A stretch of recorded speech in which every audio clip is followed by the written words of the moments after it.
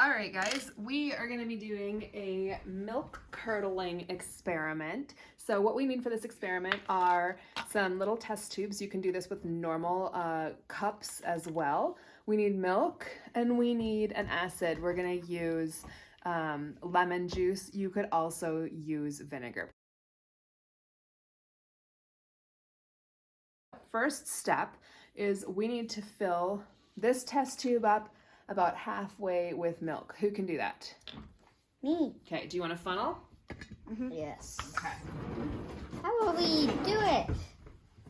Oh. Do you want to fill it up about halfway? It's not going to be very much. Isaac, I said... Do you want to do the lemon juice, James? Yes. That's good. Okay. All right, let's rinse out that funnel before we do the lemon juice because we don't want to mix anything beforehand. All right, James, give that lemon juice a shake. Good job. Okay, now you can fill up the funnel about halfway with the lemon juice. Well, I guess has the milk? Yep, about as high as the milk. You don't have to go as high.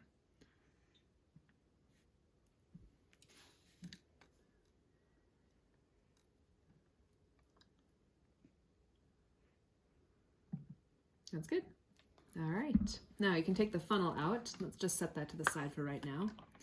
Now what you're gonna do is you're gonna take your little pipette, transfer about 1 pipette full of the lemon juice to the last tube. So can you fill up 1 pipette full, squeeze and release, makes wonderful bubbles, and now put it in the last test tube.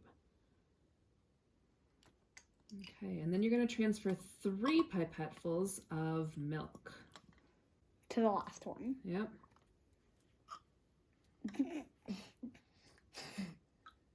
One. Okay, watch that milk really carefully when you do this, when it's in the test tube.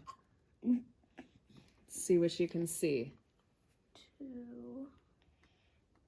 What's happening? 1 more. Is that enough? A little bit more. There you go. What happened? Okay, now we just have to watch it carefully and see if we can see anything happening.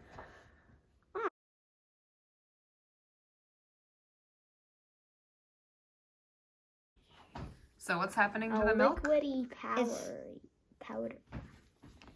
Is it still all solid? No. What's happening? It's turning to powder.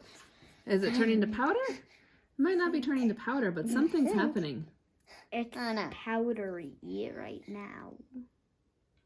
We can't really tell if it's a powder unless we take it out of the liquid and dry it out. But it's definitely forming clumps in there, isn't it? Wait, is that cheese? What? Cheese? So if we were to warm this up on the stove and do this experiment, then we could strain it out in a cheesecloth and make ricotta cheese. Should we do that? Yes! Okay, let's do it.